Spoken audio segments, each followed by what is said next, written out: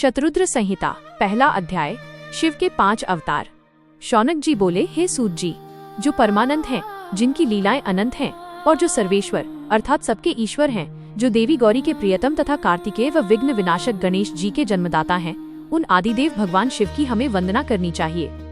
हे सूत जी, आप मुझे भगवान शिव के उन अवतारों के बारे में बताइए जिनमें सज्जनों का कल्याण शिव जी द्वारा किया गया है। सूत जी बोले, हे शौनक जी, यही बात पूर्व में सनत कुमार जी ने परम शिव भक्त नंदीश्वर से पूछी थी। तब नंदीश्वर ने भगवान शिव के चरणों का स्मरण करते हुए कहा, मुने, भगवान शिव तो सर्वव्यापक हैं और उनके असंख्य अवतार हैं।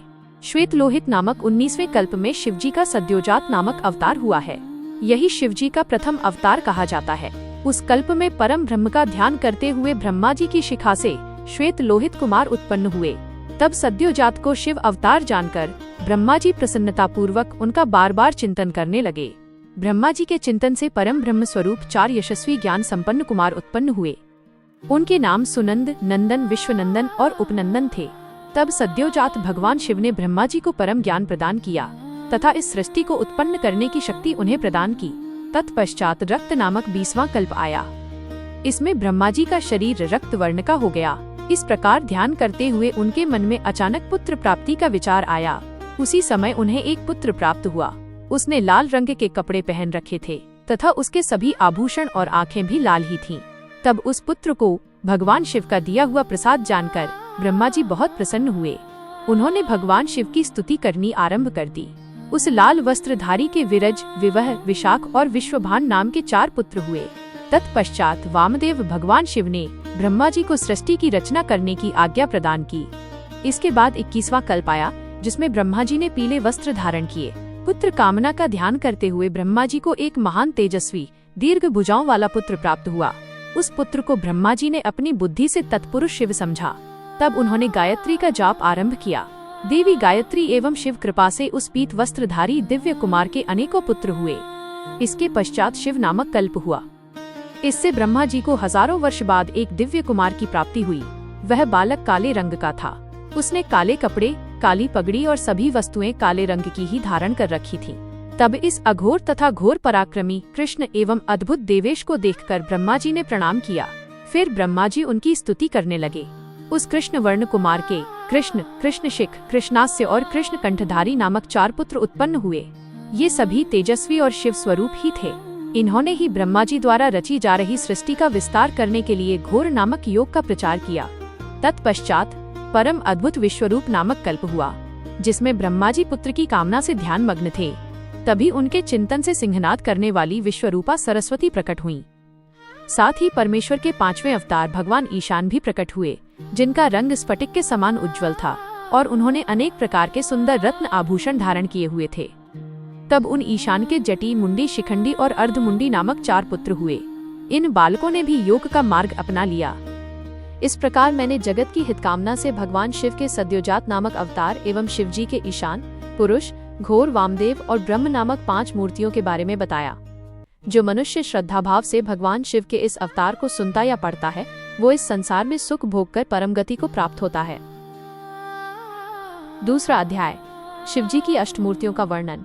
नंदीश्वर बोले, हे महामुने, अभी मैंने आपको भगवान शिव के श्रेष्ठ अवतारों के बारे में बताया, जो सुखदाता और परम कल्याणकारी हैं। अब मैं आपको देवाधिदेव महादेव जी की 8 मूर्तियों के विषय में बताता हूँ। मुने, इस विश्व में भगवान शिव की प्रसिद्ध अष्टमूर्तियाँ निम्न हैं: शर्व, भव, रुद्र, उग्र, भीम, पशुपति, ईशान और महादेव। ये 8 मूर्तियाँ सूत्र में मणियों की तरह पिरोई गई हैं। भगवान शिव की ये अष्टमूर्तियाँ पृथ्वी, जल, अग्नि, वायु, आकाश, क्षेत्रज्ञ, सूर्य और चंद्रमा में अधिष्ठित हैं। शास्त्रों के अनुसार भगवान शिव का विश्वम्भर रूप इस चराचर जगत को धारण करने वाला है।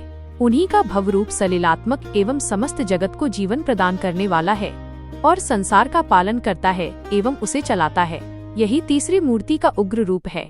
महादेव जी के आकाशात्मक रूप को भीख कहते हैं, जिससे राज समुदाय का भेदन होता है। भक्तवत्सल भगवान शिव का पशुपति रूप आत्माओं का अधिष्ठान करने वाला, संपूर्ण क्षेत्र में निवास करने वाला है। यही पशु एवं जीवों के पाश को काटने वाला है।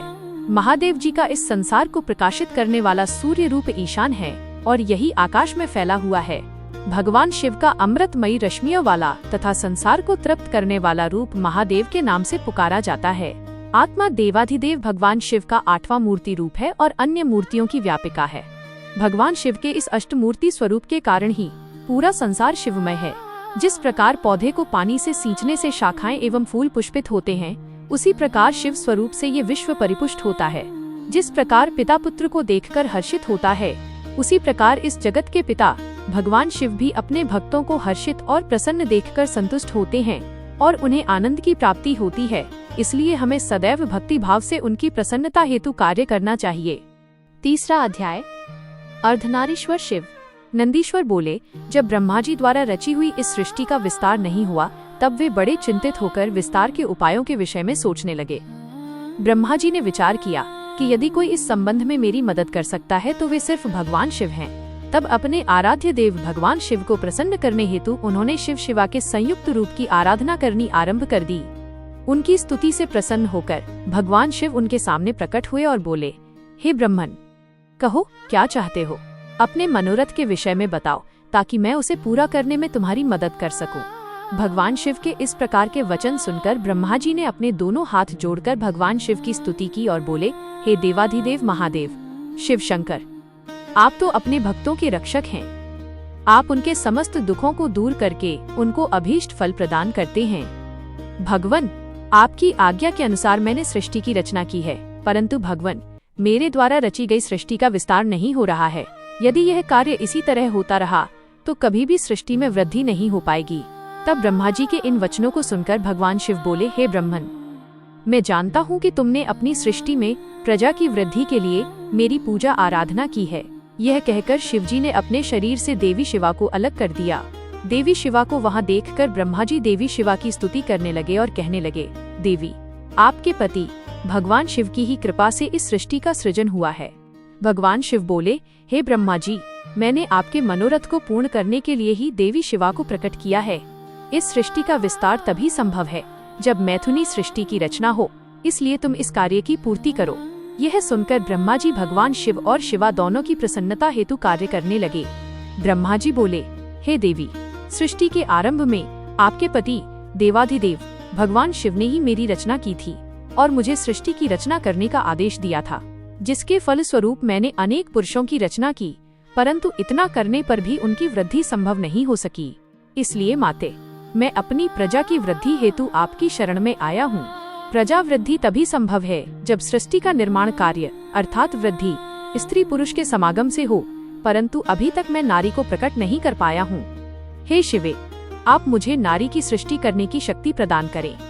हे सर्वेश्वरी, हे जगत जननी, मेरे कार्य की सिद्धि हेतु आप मेरे पुत्र दक्ष की पुत्री के रूप में जन्म लें।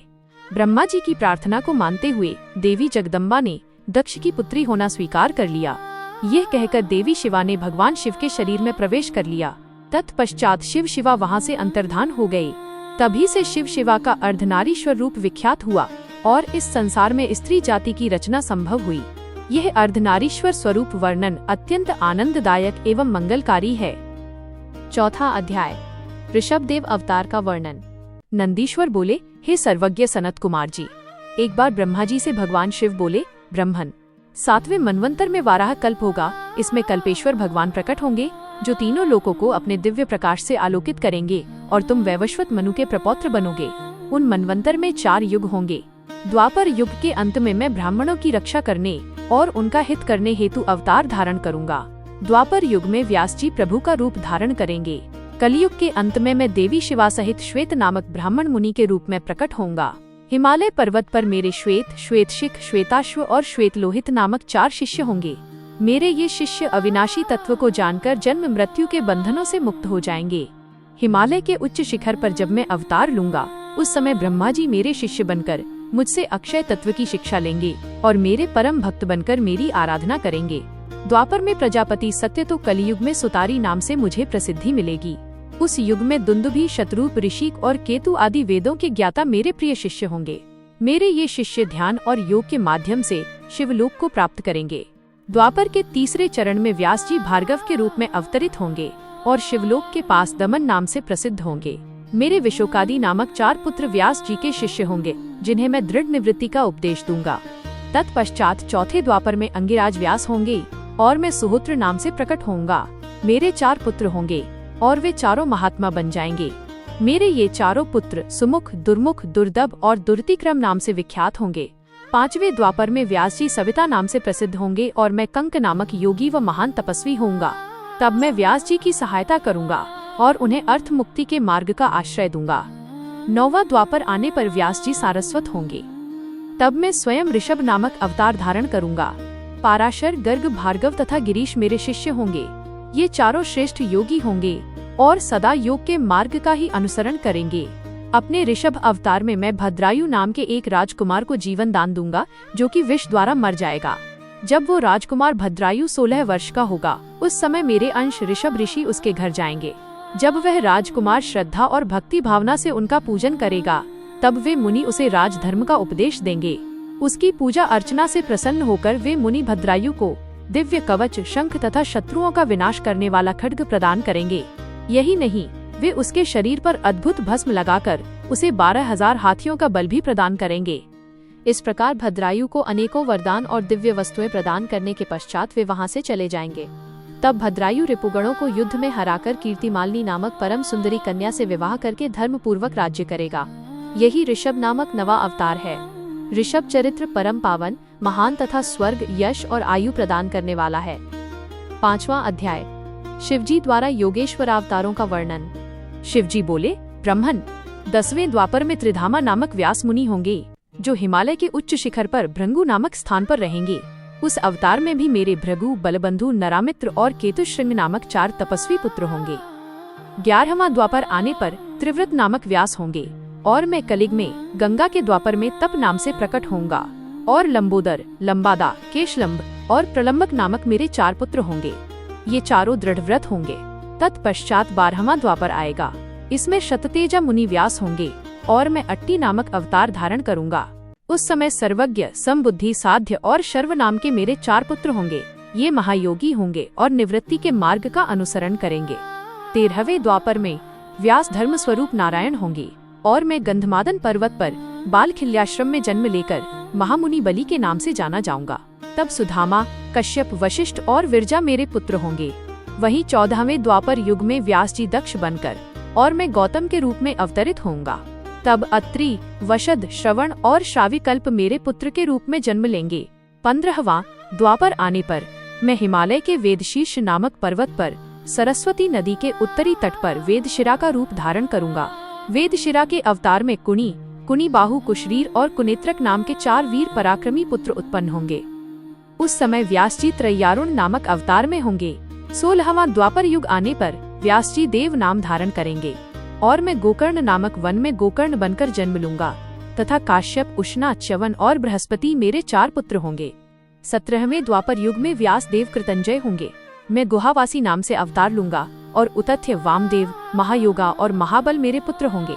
18वां द्वापर आने पर मैं शिखंडी पर्वत पर, जहाँ शिखंडी वन है, वहाँ शिखंडी नाम से अवतरित होऊंगा और ऋतंजय व्यास होंगे।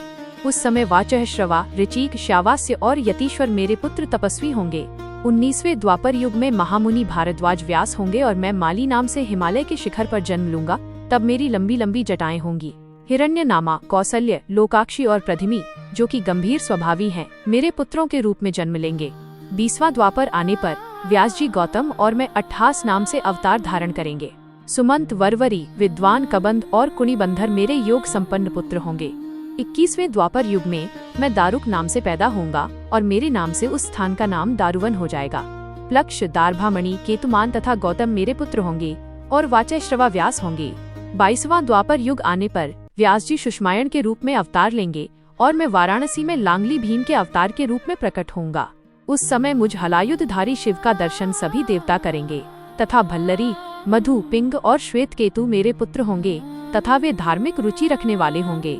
23वें द्वापर में व्यास तृणाबिंदु मुनि होंगे। तब मैं कालिंजर नामक पर्वत पर श्वेत नाम से उत्पन्न होऊंगा और उशिक, बृहदश्व, देवल और कवि नाम के 4 तपस्वी पुत्र होंगे। 24वें द्वापर में यज्ञ व्यास होंगे। तब मैं शूली नामक महायोगी के रूप में जन्म लूंगा।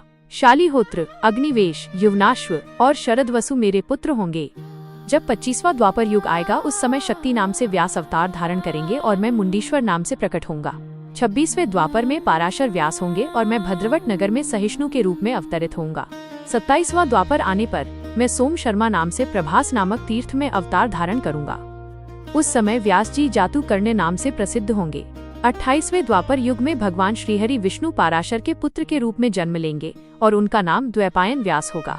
उस समय श्री कृष्ण अपने छठे अंश से वसुदेव के पुत्र के रूप में जन्म लेकर वासुदेव नाम से जगत प्रसिद्ध होंगे। तब मैं लकुली के नाम से प्रकट होऊंगा। इस प्रकार देवाधिदेव भगवान शिव ने मनवंतर के चतुर्युगियों के योगेश्वर अवतारों का वर्णन किया। इन 28 योगेश्वर अवतारों में उनके 4 परमप्रिय शिष्य होंगे जो शरीर पर भस्म और मस्तक पर त्रिपुंड, गले में रुद्राक्ष की माला धारण किए होंगे। ये शिष्य विद्वान और भक्त होंगे। 6वां अध्याय, नंदीश्वर अवतार। सनत कुमार जी ने पूछा, हे प्रभु, आप महादेव जी के अंश से उत्पन्न होकर भगवान शिव को कैसे प्राप्त हुए? कृपा कर मुझे इस उत्तम कथा का वर्णन सुनाइए। नंदीश्वर बोले, हे ब्रह्मपुत्र सनत कुमार जी, शिलाद नामक एक धर्मात्मा मुनि थे। एक बार जलपुत्र की कामना से शिलाद ऋषि इंद्र की तपस्या और उनका ध्यान करने लगे। तब देवराज इंद्र ने प्रकट होकर उनसे कहा कि मैं आपकी इच्छा को पूरा करने में असमर्थ हूँ, अतः आप परमपिता परमेश्वर भक्तवत्सल भगवान शिव की स्तुति करो, वे ही आपकी इच्छा पूरी करने में सक्षम हैं। यह सुनकर शिलाद प्रसन्न होकर पूर्ण भक्ति भावना और श्रद्धा पूर्वक देवाधिदेव भगवान शिव की तपस्या करने लगा। शिलाद की कठोर तपस्या से प्रसन्न होकर भगवान शिव ने उसे साक्षात दर्शन दिए और बोले, हे शिलाद, ब्रह्मा जी, श्रीहरि विष्णु सहित सभी देवताओं और ऋषि मुनियों ने मेरे अवतार धारण करने के लिए मेरी तपस्या की और मुझे सभी इस पूरे संसार का पिता मानते हैं। फिर भी मैं आपको अपना पिता बनने का वरदान देता हूँ। मैं आपका अयोनिज पुत्र बनकर जन्म लूंगा और मेरा नाम नंदी होगा। यह कहकर भगवान शिव वहाँ से अंतर्धान हो गए। तत्पश्चात शिलाद भगवान शिव की जय जयकार करते हुए अपने आश्रम में चले गए। वहाँ उन्होंने सभी को ये बात बताई। कुछ समय उपरांत मेरे पिता शिलाद यज्ञ भूमि को सही कर रहे थे कि उसी समय मैं भगवान शिव की आज्ञा से उनके शरीर से उत्पन्न हुआ। तब चारों ओर प्रसन्नता छा गई। जब मेरे पिता शिलाद ने मेरे बाल रूप को देखा, जो सूर्य और अग्नि के समान तेज, प्रभावशाली और प्रकाशमान था, हाथ में त्रिशूल एवं सिर पर जटाजूट धारण किया था, तो मेरा रूप देखकर वे आनंद से झूम उठे। शिलाद बोले, हे सुरेश्वर, आपने मुझे बहुत आनंद दिया है, इसी कारण मैं आपका नाम नंदी रखता हूँ। तब मेरे पिता अत्यंत प्रसन्न होकर भगवान शिव की स्तुति करने लगे। तत्पश्चात वे अपनी कुटिया में चले गए। उस कुटिया में जाकर मैंने अपने इस रूप का त्याग कर दिया और साधारण बालक की भांति रहने लगा। तब मेरे पिता शिलाद ने मेरे नामकरण आदि संस्कार पूरे किए। 5 वर्ष का होने पर मुझे संपूर्ण वेदों का अध्ययन कराया गया। जब मैं 7 वर्ष का हुआ तो देवाधिदेव भगवान शिव की आज्ञा से मित्र और वरुण नामक मुनि मुझे देखने मेरे आश्रम आए।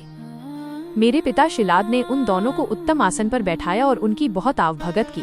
तब वे दोनों मुझे बार बार निहारने लगे और कुछ देर पश्चात वे मेरे पिता से बोले, हे तात, तुम्हारा ये पुत्र इतनी छोटी आयु में ही सब शास्त्रों का ज्ञाता हो गया है, लेकिन इसकी आयु तो बहुत कम है।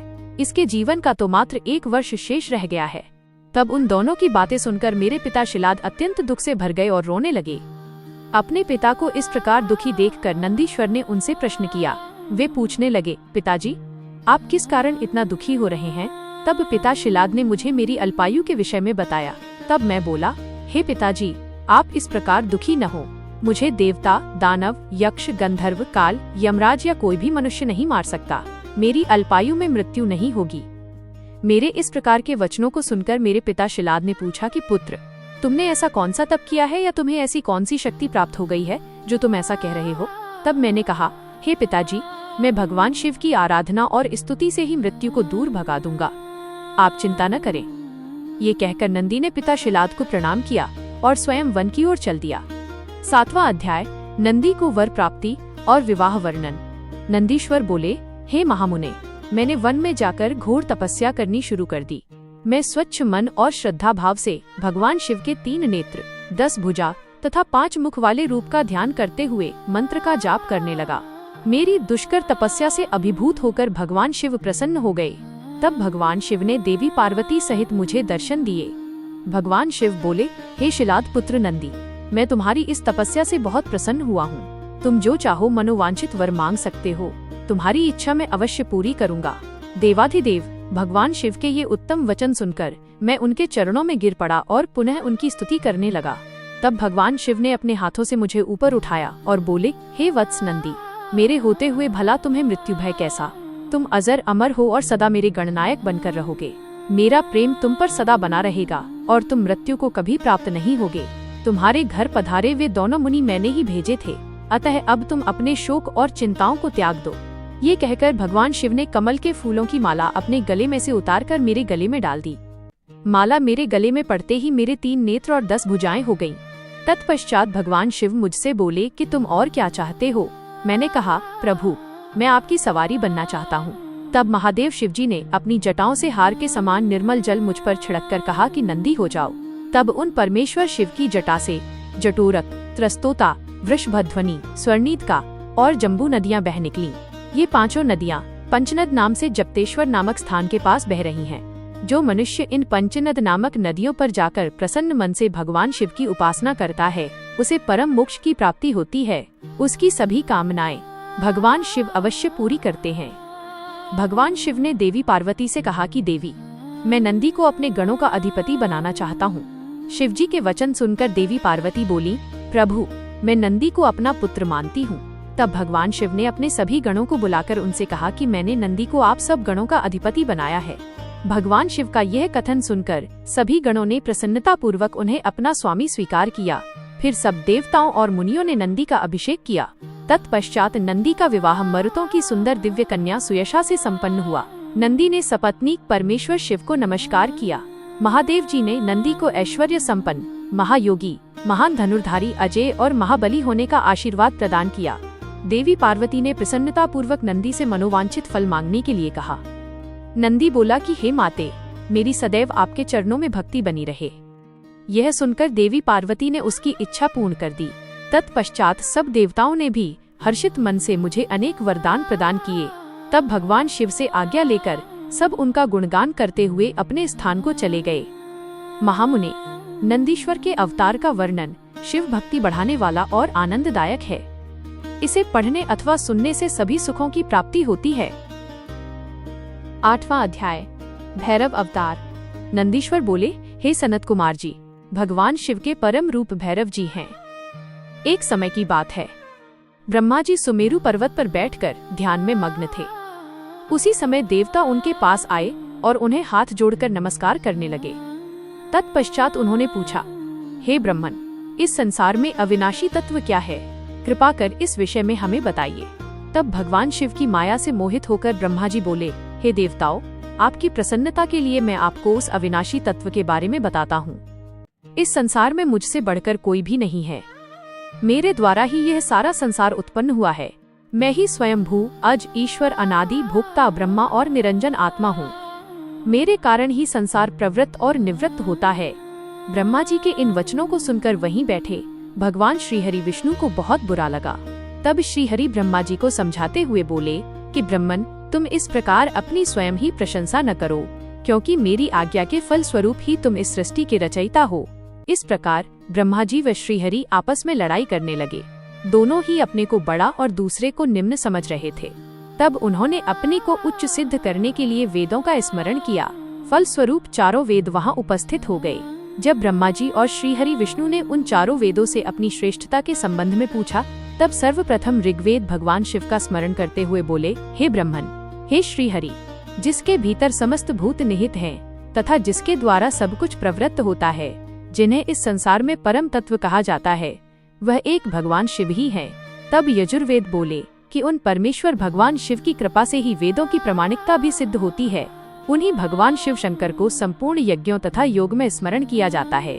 तत्पश्चात सामवेद बोले कि जो समस्त संसार के लोगों को भरमाता है और जिसकी खोज में सदा ऋषि मुनि लगे रहते हैं, जिनकी कांति से सारा विश्व प्रकाशमान होता है, वह त्र्यंबक महादेव जी हैं। इस पर अथर्व बोल उठे, भक्ति से साक्षात्कार कराने वाले तथा समस्त दुखों का नाश करने वाले एकमात्र देव भगवान शिव ही हैं। वेदों द्वारा कहे गए इन वचनों को सुनकर ब्रह्मा और विष्णु बोले, हे वेदों, तुम्हारे वचनों से सिर्फ तुम्हारी अज्ञानता ही झलकती है।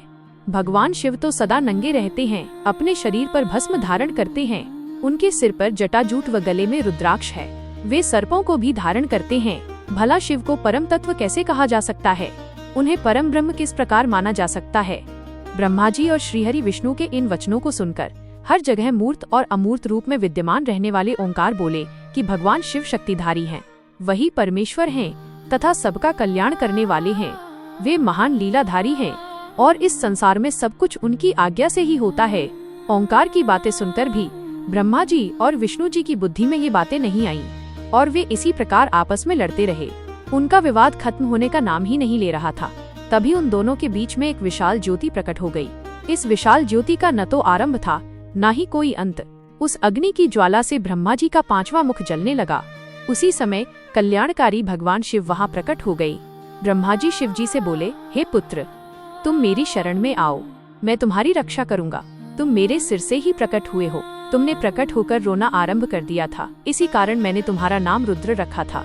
ब्रह्मा जी के इस प्रकार के वचनों को सुनकर सर्वेश्वर भगवान शिव को भी क्रोध आ गया। उनके क्रोध से तत्काल ही एक पुरुष उत्पन्न हो गया। उसका नाम भैरव था। भगवान शिव ने उस पुरुष को आदेश देते हुए कहा, हे कालराज, तुम साक्षात काल के समान हो, इसलिए आज से तुम जगत में काल भैरव के नाम से विख्यात होगे। तुम ब्रह्मा पर शासन करो और उनके गर्व को नष्ट करो तथा इस संसार का पालन करो। आज से मैं तुम्हें काशीपुरी का आधिपत्य प्रदान करता हूँ। वहाँ के पापियों को दंड देना तुम्हारा ही कार्य होगा। वहाँ के मनुष्यों द्वारा किए गए अच्छे बुरे कर्मों का लेखा चित्रगुप्त स्वयं लिखेंगे। भगवान शिव के इस आदेश को काल भैरव ने प्रसन्नता पूर्वक ग्रहण किया। तत्पश्चात उन्होंने अपनी बाईं उंगली के अग्रभाग से ब्रह्मा जी का 5वां सिर काट दिया। ये देखकर ब्रह्मा जी भयभीत होकर शतरुद्रीय का पाठ करने लगे। भगवान शिव की कृपा से दोनों के बीच का विवाद तुरंत समाप्त हो गया। उन्हें शिव जी का अपमान करने पर अत्यंत पछतावा होने लगा। भगवान शिव भक्तवत्सल हैं और अपने भक्तों का सदैव कल्याण करते हैं। उन्होंने ब्रह्मा जी और विष्णु जी को भी क्षमा करके उन्हें अभय प्रदान कर दिया। तत्पश्चात भगवान शिव ने काल भैरव को आज्ञा प्रदान की कि वे सदा ब्रह्मा और विष्णु का आदर करें और पापियों को दंड प्रदान करें। 9वां अध्याय, भैरव जी का अभिवादन। नंदीश्वर बोले, हे सनत कुमार जी, भगवान शिव का आशीर्वाद पाकर भैरव जी कालों के भी काल हुए। उन्होंने अपने प्रभु भगवान शिव की आज्ञा से कापालिक व्रत को धारण किया। काल भैरव हाथ में कपाल लेकर काशी नगरी की ओर चल दिए, परंतु ब्रह्म हत्या नामक कन्या उनके पीछे लग गई।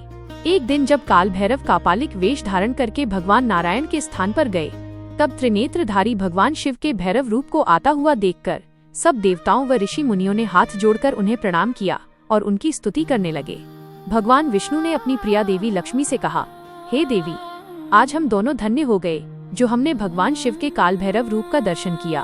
इन्हीं ने इस पृथ्वी को धारण कर रखा है। यह भगवान शिव ही शरणागतों को शांति प्रदान करने वाले तथा सभी तत्वों से युक्त हैं। यही सब प्राणियों के अंतर्यामी और अपने भक्तों को सब कुछ प्रदान करने वाले और उनकी कामनाओं को पूरा करने वाले हैं। इनके दर्शनों से ही मनुष्य सब बंधनों से मुक्त हो जाता है। काल भैरव जी को इस प्रकार भिक्षा मांगते हुए देखकर भगवान श्रीहरि विष्णु ने उनसे प्रश्न किया कि हे भगवान, आप तो तीनों लोकों का राज्य प्रदान करने वाले हैं, भला आपको भिक्षा मांगने की क्या आवश्यकता पड़ गई। तब विष्णु जी के इस प्रकार के वचनों को सुनकर काल भैरव जी बोले, हे नारायण, मैंने ब्रह्मा जी के 5वें सिर को काट दिया था, इसलिए अपने द्वारा किए गए पाप का पश्चाताप करने हेतु मैं यह कर रहा हूँ। तब काल भैरव के इन वचनों को सुनकर भगवान विष्णु बोले, हे भैरव, आप तो समस्त दुखों का नाश करने वाले विघ्नहर्ता हैं। आप सदा ही लीलाएं करते रहते हैं। तब देवी ने भिक्षा के रूप में मनोरथी नाम की विद्या भैरव जी के भिक्षा पात्र में डाल दी। भिक्षा प्राप्त करके भैरव जी अन्य स्थान की ओर चल पड़े।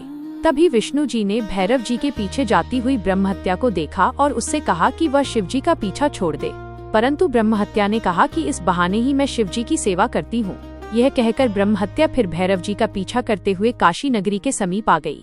वहां पहुंचते ही ब्रह्म हत्या पाताल में समा गई और ब्रह्मा जी का सिर भैरव जी के हाथ से छूटकर पृथ्वी पर गिर पड़ा।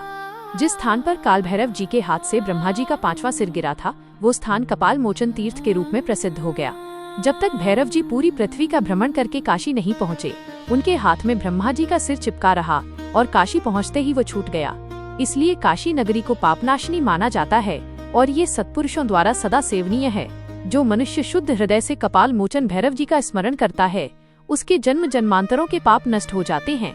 कपाल मोचन तीर्थ में जाकर विधि पूर्वक पिंडदान और देव पितृ तर्पण करने से मनुष्य ब्रह्म हत्या के पाप से भी छुटकारा पा लेता है। प्रतिदिन भैरव जी का दर्शन करने से मनुष्य के समस्त पापों का नाश हो जाता है। काशी में रहने वाला जो पुरुष कृष्णाष्टमी के दिन या मंगलवार को भैरव जी के दर्शन करता है उसके सभी पाप नष्ट हो जाते हैं। 10वां अध्याय नृसिंह लीला वर्णन। नंदीश्वर बोले, हे प्रभु, शार्दूल नामक भगवान शिव के अवतार के बारे में मैं तुम्हें बताता हूँ। कल्याणकारी भगवान शिव ने एक बार अग्नि के समान जलते हुए शरभ रूप को भी धारण किया था। वैसे तो भगवान शिव अपने भक्तों की रक्षा करने और उनका कल्याण करने हेतु अनेक अवतार धारण करते हैं, जिनकी गणना करना असंभव है। एक बार अपने द्वारपालों जय विजय को दिए गए शाप के कारण वे दोनों दितिपुत्र कश्यप जी के पुत्रों के रूप में उत्पन्न हुए। पहला पुत्र हिरण्यकशिपु और दूसरा हिरण्याक्ष रूप में विख्यात हुआ। इन दोनों ने घोर तपस्या करके ब्रह्मा जी से वरदान प्राप्त कर लिया और पूरे संसार में उपद्रव करना आरंभ कर दिया। वे किसी से डरते नहीं थे और ऋषि मुनियों और देवताओं के शत्रु बनकर उन्हें सदैव नुकसान पहुंचाते थे। उन्होंने शोणित नगर को अपनी राजधानी बनाया था और तीनों लोकों पर विजय का लक्ष्य बनाकर निरंतर युद्ध में लगे हुए थे। वे बहुत पापी और दुराचारी हो गए थे। इस प्रकार उनके पाप दिन प्रतिदिन बढ़ते ही जा रहे थे। तब ब्रह्मा जी व सब देवताओं ने भगवान श्रीहरि विष्णु से प्रार्थना की कि वे उन्हें हिरण्यकशिपु के अत्याचारों से मुक्त कराएं। हिरण्यकशिपु ने अपने पुत्र प्रहलाद को भी मारने का प्रयत्न किया, क्योंकि प्रहलाद भगवान विष्णु का परम भक्त था और अपने पिता हिरण्यकशिपु को भी सदा विष्णु जी की शरण में जाने की सलाह देता था। जबकि हिरण्यकशिपु अपने आगे किसी को कुछ नहीं समझता था। वो स्वयं को भगवान मानता था और अपनी प्रजा से अपनी पूजा करने के लिए कहता था। एक दिन हिरण्यकशिपु ने प्रहलाद को मार डालने के लिए उसे एक विशाल खंभे पर बांध दिया। भक्त वत्सल भगवान अपने भक्तों को कष्ट में देखकर सदा उनकी रक्षा करने के लिए आते हैं। भगवान विष्णु ने नृसिंह रूप धारण किया, जो कि आधा मनुष्य का था और आधा सिंह का, और उसी खंभे को फाड़कर प्रकट हो गए। उन्होंने देखते ही देखते युद्ध करने आए सभी दैत्यों का संहार कर दिया। तत्पश्चात हिरण्यकशिपु को अपनी गोद में लिटाकर अपने नाखूनों से उसका शरीर फाड़ दिया। हिरण्यकशिपु के मरते ही सब देवता आनंदित हो उठे, परंतु जब नृसिंह रूप धारण किए हुए भगवान विष्णु का क्रोध शांत नहीं हुआ तो सभी चिंतित हो गए। तब अपने आराध्य भगवान विष्णु का क्रोध शांत करने के लिए उनके भक्त प्रहलाद ने उनकी स्तुति की। प्रहलाद की स्तुति से प्रसन्न होकर विष्णु जी ने उन्हें गले से लगा लिया, परंतु फिर भी उनके क्रोध की ज्वाला शांत नहीं हुई। तब सब देवता भक्त वत्सल कल्याणकारी भगवान शिव की शरण में गए और उनसे विष्णु के क्रोध को शांत करने की प्रार्थना की। उनकी प्रार्थना सुनकर सर्वेश्वर शिव ने उन्हें कहा, हे देवताओं, आप लोग चिंता का त्याग करके अपने अपने धाम को जाइए। मैं भगवान श्री हरि विष्णु को अवश्य शांत करूंगा। तब देवता प्रसन्नता पूर्वक अपने धाम को चले गए। 11वां अध्याय शरभ अवतार। नंदीश्वर बोले, जब देवताओं की प्रार्थना सुनकर कल्याणकारी भगवान शिव ने उन्हें नृसिंह रूप का क्रोध शांत करने का आश्वासन देकर विदा कर दिया, तब उन्होंने प्रलयंकारी भैरव रूप महाबली वीरभद्र को बुलाया। वीरभद्र को आदेश देते हुए शिवजी बोले, हे भैरव, नृसिंह के क्रोध की अग्नि को शांत कर देवताओं के भय को दूर करो। यदि वे आपके समझाने से न माने तो आप मेरे भाव भैरव का रूप दिखाकर उन्हें शांत करना। भगवान शिव की आज्ञा का पालन करते हुए भैरव तुरंत ही नृसिंह जी का क्रोध शांत करने के लिए चल पड़े। नृसिंह जी के पास पहुंचकर भैरव जी ने उन्हें नमस्कार करने के उपरांत इस प्रकार कहा, हे माधव, आपने इस संसार को सुखी करने हेतु यह अवतार धारण किया है। आपने पहले मछली का रूप रखकर और अपनी पूंछ से नाव को बांधकर मनुजी को समुद्र में घुमाया था। पृथ्वी का उद्धार करने के लिए ही आपने वराह रूप धरा था। तत्पश्चात आपने वामन अवतार ग्रहण करके बलि को बांधा था। अब आपने अपने भक्तों के कष्टों को दूर करने के लिए नृसिंह रूप धारण किया है। प्रभु, आप ही सबके दुखों का नाश करने वाले हैं। आपने जिस कार्य की सिद्धि हेतु नृसिंह रूप धारण किया था वह कार्य पूर्ण हो चुका है। इसलिए अब आप इस भयंकर रूप को त्याग दीजिए और पुनः अपना मनोहारी रूप धारण कर लीजिए। वीरभद्र के इन वचनों को सुनकर नृसिंह जी के क्रोध की ज्वाला और भड़क उठी और वे बोले, तुम यहाँ से तुरंत चले जाओ, वरना मैं इस पूरे संसार का संहार कर दूंगा। मेरे अंश से ही ब्रह्मा और इंद्र प्रकट हुए हैं। मैं ही सबका स्वामी हूँ। इस प्रकार विष्णु जी के कहे वचनों को सुनकर वीरभद्र को बहुत क्रोध आया। तब वे बोले, क्या आप संसार के संहर्ता भगवान शिव को भी नहीं जानते हैं? मैं उन्हीं की प्रेरणा से यहाँ आया हूँ। आप अहंकार का त्याग कीजिए, क्योंकि न तो आप इस सृष्टि के सृजन करता हैं, न पोषण करता और न ही संहार करता। उन्हीं परमेश्वर शिव की कृपा से आप अनेक अवतार धारण करते हैं। आपके कूर्म रूप धारी का सिर भगवान शिव की अस्थिमाला की शोभा बढ़ा रहा है। आपके पुत्र ब्रह्मा का 5वां सिर भी मैंने काट लिया है। इस संसार में हर तरफ भगवान शिव की ही शक्तियाँ फैली हुई हैं। उन भक्तवत्सल भगवान शिव की ही शक्ति से आप मोहित हो रहे हैं। हे नृसिंह, आप तत्काल ही अपने इस क्रोध और अहंकार को छोड़कर पुनः अपने शांत रूप में आ जाएं, अन्यथा भगवान शिव की आज्ञा से यहाँ पधारे मुझ भैरव रूपी क्रोधी का वज्र आप पर पड़ेगा, जिससे आप तत्काल मृत्यु को प्राप्त हो जाओगे। 12वां अध्याय, शिव द्वारा नृसिंह के शरीर को कैलाश ले जाना। सनत कुमार जी बोले, नंदीश्वर जी, भगवान शिव के अवतार काल भैरव ने जब क्रोधित होकर नृसिंह रूप धारण किए विष्णु जी को इस प्रकार क्रोध से फटकारा, तब आगे क्या हुआ? क्या उन्होंने भैरव जी की आज्ञा का पालन किया या फिर क्रोधित काल भैरव ने श्री विष्णु जी के नृसिंह रूप का संहार कर दिया? नंदी, आप जल्दी से मेरी इस जिज्ञासा को शांत करिए। महामुने सनत कुमार जी के इन वचनों को सुनकर नंदीश्वर बोले, भैरव जी के वीरभद्र रूप के इन वचनों को सुनकर नृसिंह जी, जो कि पहले से क्रोध से भरे हुए थे और अधिक क्रोधित होकर वीरभद्र पर झपट पड़े। तब वीरभद्र ने उन्हें अपनी भुजाओं में कसकर पकड़ लिया। वीरभद्र के इस प्रकार पकड़ने से नृसिंह जी अत्यंत व्याकुल हो उठे। तत्पश्चात वीरभद्र ने उन्हें इसी प्रकार कसकर पकड़े रखा और उन्हें लेकर उड़ गए। वे उन्हें उड़ाकर परम पावन शिवधाम ले गए और ले जाकर शिवजी के वाहन ऋषभ के नीचे पटक दिया। इस प्रकार जोर से नीचे फेंक दिए जाने पर नृसिंह रूपी भगवान श्रीहरि विष्णु व्याकुल हो उठे।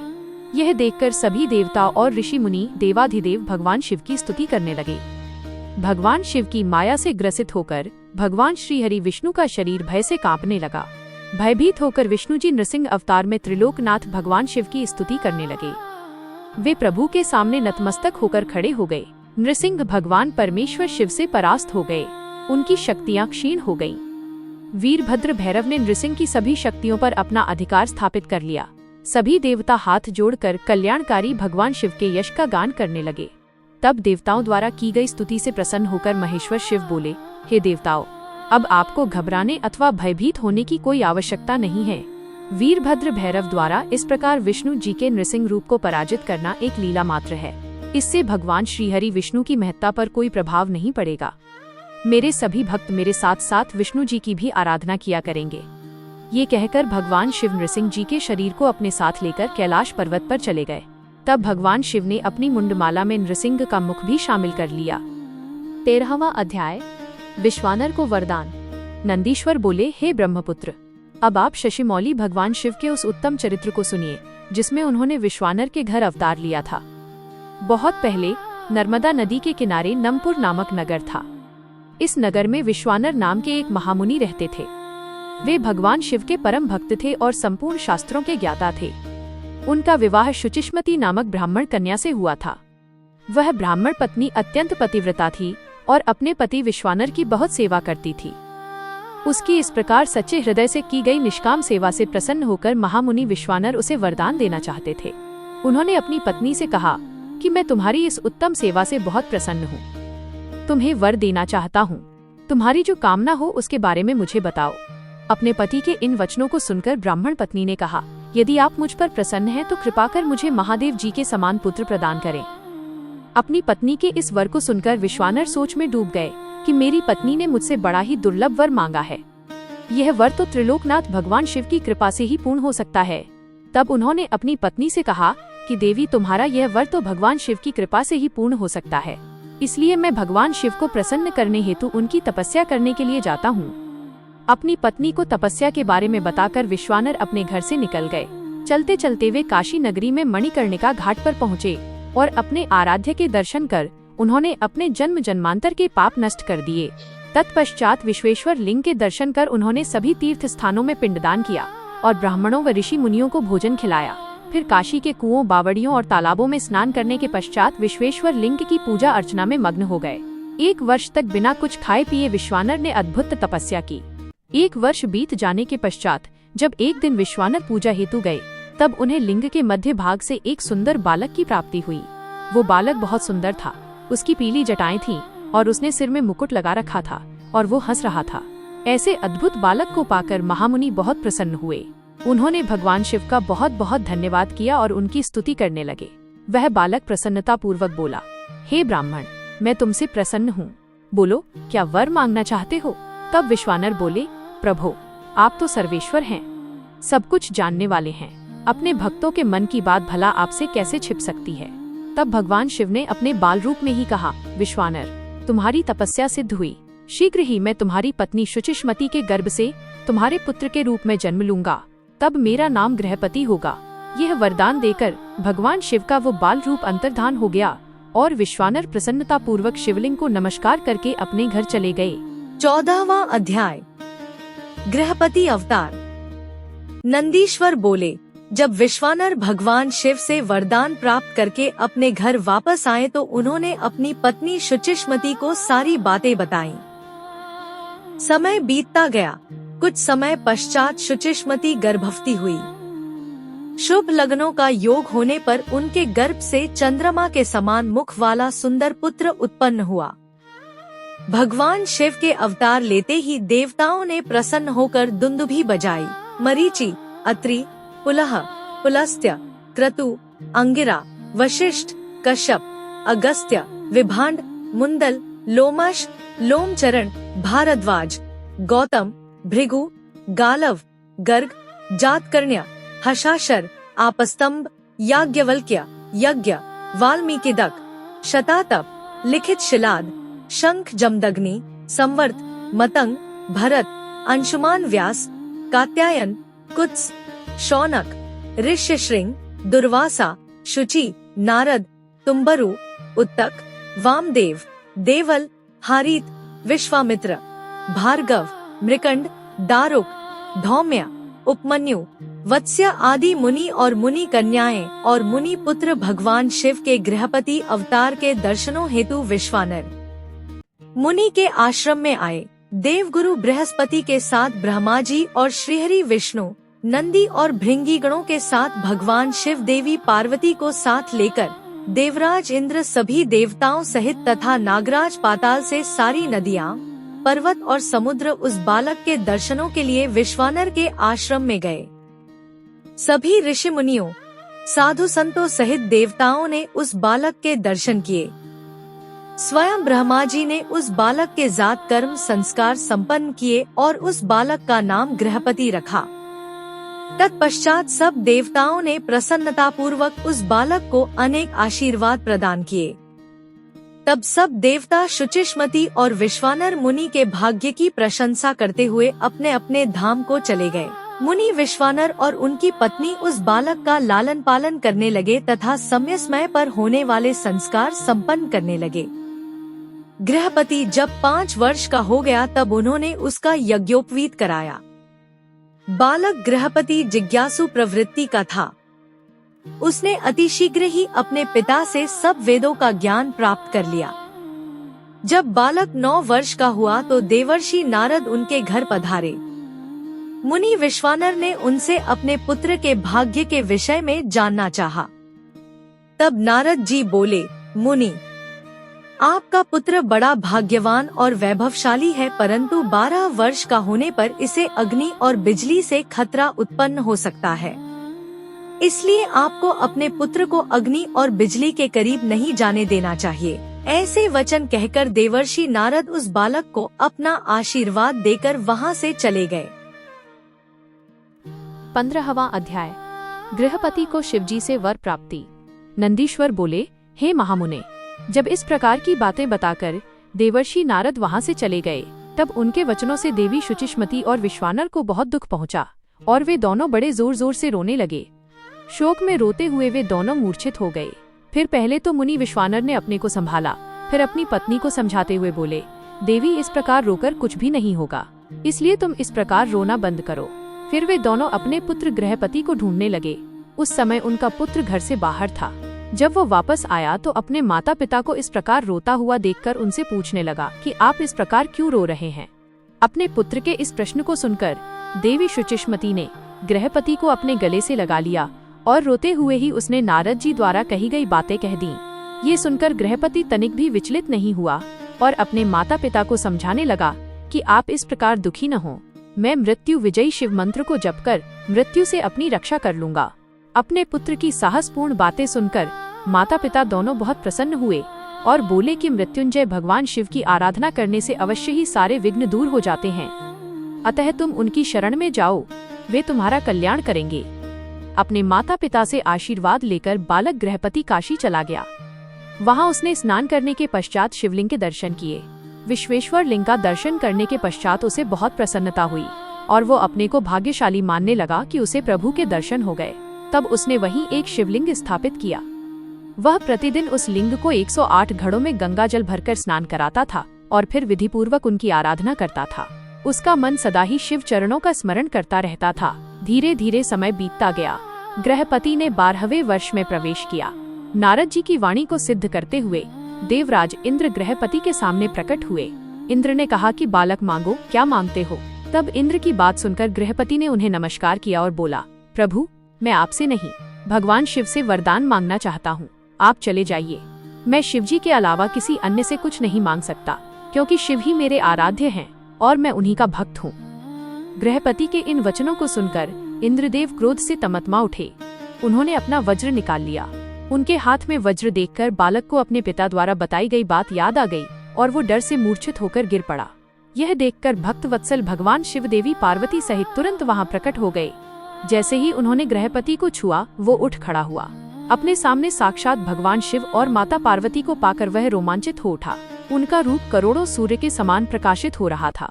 इस अद्भुत रूप को देखकर गृहपति मंत्रमुग्ध हो गया और दोनों हाथ जोड़कर देवाधिदेव महादेव जी की स्तुति करने लगा।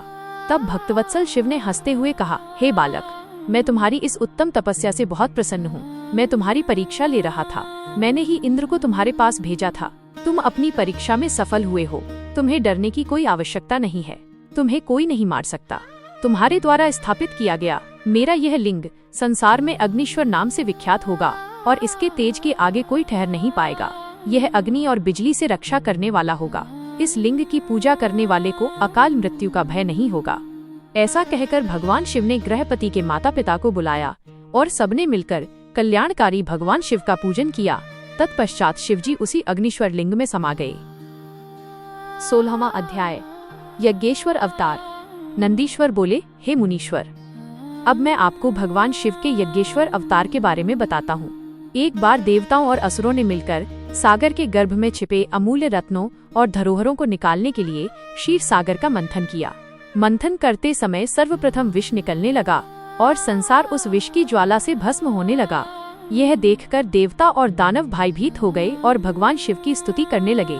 भगवान शिव सदा ही अपने भक्तों की रक्षा और कल्याण करते हैं। उन्होंने अपने भक्तों का दुख दूर करने के लिए उस विष को पी लिया। विष पीने के कारण उनका गला नीले रंग का हो गया और वे नीलकंठ नाम से विख्यात हुए। तत्पश्चात देवता और दानव नए उत्साह और जोश के साथ दोबारा समुद्र मंथन करने लगे, जिससे अनेक बहुमूल्य रत्न, हीरे, जवाहरात और अमृत का प्रादुर्भाव हुआ। अमृत निकलने पर देवताओं और असुरों में युद्ध होने लगा। तब राहु नामक असुर अमृत कलश चुराकर भाग खड़ा हुआ। यह दृश्य चंद्रमा ने देख लिया और उसका पीछा किया। विष्णु जी ने अपने सुदर्शन चक्र से उसकी गर्दन काट दी, क्योंकि उसने अमृत पी लिया था, इसलिए सिर कटने के बाद भी वो मरा नहीं। तब से राहु चंद्रमा को डराने लगा। भगवान शिव ने चंद्रमा की रक्षा करने के लिए उसे अपने सिर पर धारण कर लिया। देवताओं ने असुरों से अमृत कलश छीन लिया और अमृत पान कर लिया।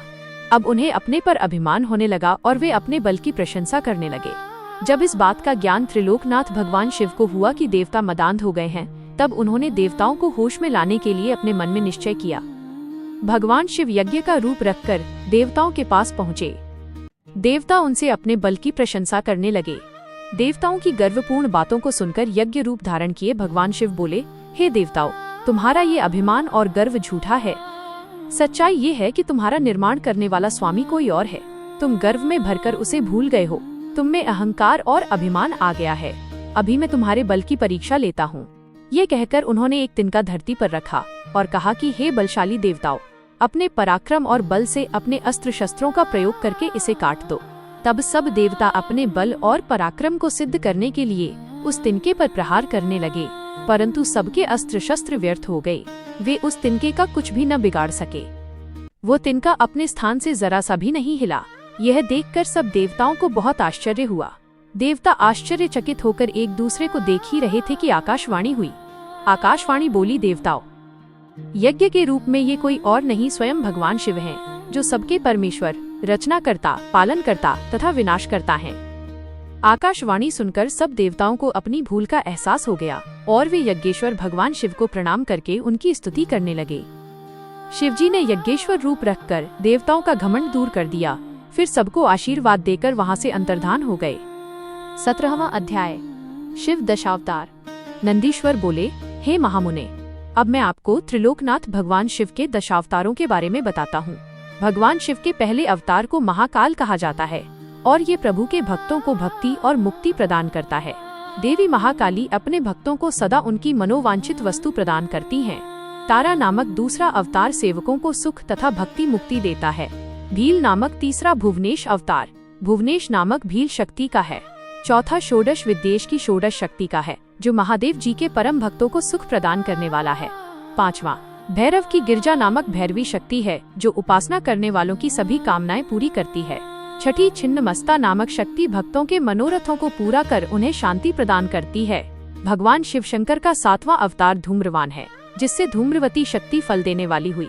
आठवें अवतार रूप का नाम बगला है और बगलामुखी शक्ति महा आनंद देने वाली और भक्तों का कल्याण करने वाली है। शिवजी का नवा अवतार मातंग नाम से हुआ एवं जिससे मातंग शक्ति उत्पन्न हुई। देवाधिदेव भगवान शिव के 10वें अवतार के रूप में कमल का प्रादुर्भाव हुआ, जिससे कमला नामक शक्ति उत्पन्न हुई। ये शक्ति अपने भक्तों का पालन करने वाली तथा अभीष्ट फल प्रदान करने वाली है। त्रिलोकनाथ कल्याणकारी भगवान शिव द्वारा लिए गए ये 10 अवतार सज्जन पुरुषों एवं उनके परम भक्तों को सदा सुख प्रदान करने वाले हैं। भक्त वत्सल भगवान शिव इन अवतारों द्वारा अपनी भक्ति में लीन रहने वालों को अपनी सच्ची भक्ति और मुक्ति प्रदान करते हैं। देवाधिदेव महादेव जी द्वारा धारण किए गए ये 10 अवतार तंत्र शास्त्र से संबंधित हैं। ये 10 अवतार अद्भुत हैं एवं इनकी महिमा दिव्य है। भगवान शिव की ये 10 शक्तियाँ शत्रु को मारने के कार्य में प्रयुक्त होती हैं। ये 10 दिव्य शक्तियाँ दुष्टों को दंड देती हैं और ब्रह्म तेज। 18वां अध्याय एकादश रुद्रों की उत्पत्ति। नंदीश्वर बोले, हे मुने, अभी मैंने आपको कल्याणकारी भगवान शिव के दशावतारों के बारे में बताया। अब मैं उन्हीं शिवजी के 11 अवतारों के बारे में बताता हूँ। इन्हें सुनने से असत्य के दोषों से उत्पन्न होने वाली बाधा दूर हो जाती है।